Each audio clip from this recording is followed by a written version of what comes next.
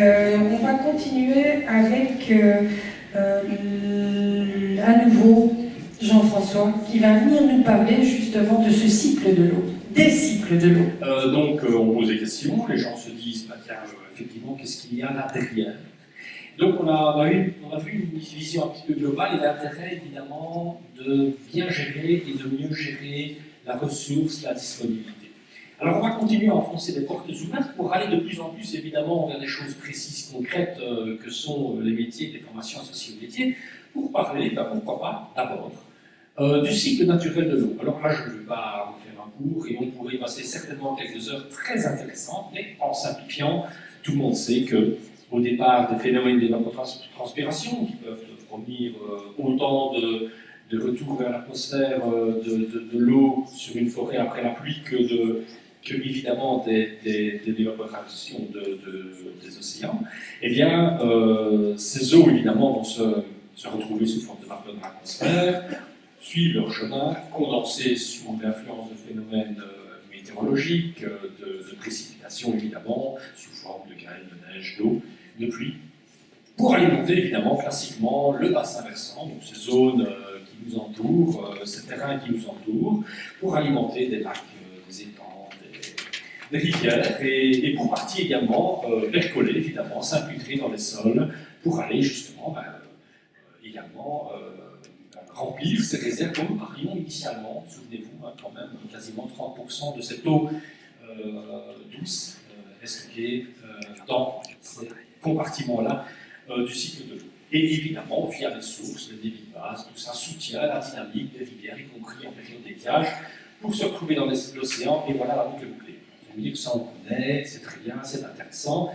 Ce qui est aussi très intéressant, évidemment, c'est la modification que l'homme peut apporter à ce système parce qu'il utilise les ressources qui lui sont disponibles. Et donc, on va parler alors plutôt d'un cycle anthropique de l'eau. Alors, peut-être que certains d'entre vous auront déjà vu ça, mais je pense que, vu les réponses formulées par les gens questionnés dans le micro-trottoir, il se pose vraiment la question, enfin, où est-ce qu'interviennent les différents experts en matière d'eau? Ben, ils interviennent probablement quelque part à ce niveau-là. C'est-à-dire que on a besoin de produire l'eau dont on va avoir besoin. Elle peut provenir évidemment des ressources aquifères dans les sols, mais également, pourquoi pas, de retenues d'eau de barrages ou de lacs ou de rivières.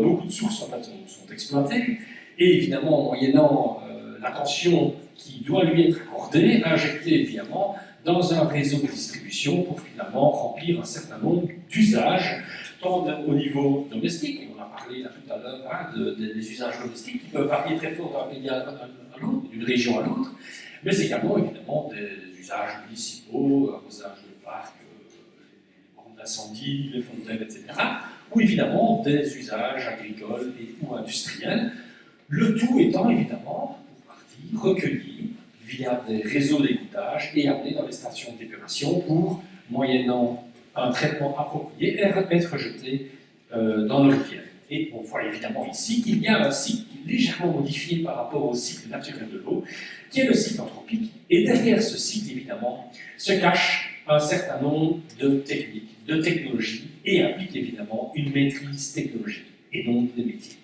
Et voilà, doucement, on arrive à cette logique, on arrive à remplir un petit peu les cases, et on se rend compte qu'effectivement, on a cité beaucoup de métiers là pour commencer ce nouveau skills-là. Eh bien, le métier, on a cité, j'ai entendu citer, moi, hydrogéologue, qu'est-ce qu'il fait l'hydrogéologue? Finalement, il va aussi analyser le potentiel des ressources aquifères. Derrière le travail de l'hydrogéologue, il y a aussi des hydrauliciens qui vont mettre au point des pompes, ou bien simplement qui vont mettre au point les gardes captives, qui peuvent permettre aussi de recueillir ces ressources hydrogéologiques. Il y a tout l'aspect traitement de l'eau, il y a tout l'aspect, on effectue évidemment dans des bâtiments de traitement spécifiques avant d'injecter cette eau dans les réseaux de distribution. On comprend bien aussi qu'il y a toute la pose des réseaux, qu'on appelle les réseaux d'adduction, les réseaux qui amènent l'eau. Là derrière, il y a un travail d'ingénierie, aussi un travail de logisticien pour construire, d'architecte pour construire ces châteaux d'eau, pour dimensionner les réseaux d'égouttage, pardon, de distribution d'eau, les réseaux d'adduction.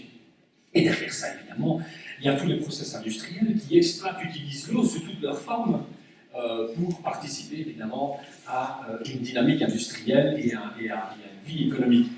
Il il y a évidemment les usages que l'on peut avoir dans les villes, là, on a beaucoup de choses à dire, on va en toucher avant.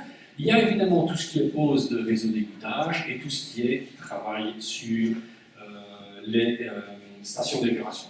On conçoit bien que derrière, évidemment, chacune de ces étapes, il y a des techniques qui sont des techniques complexes, il y a des métiers et il y a évidemment des formations qui permettent d'y accéder.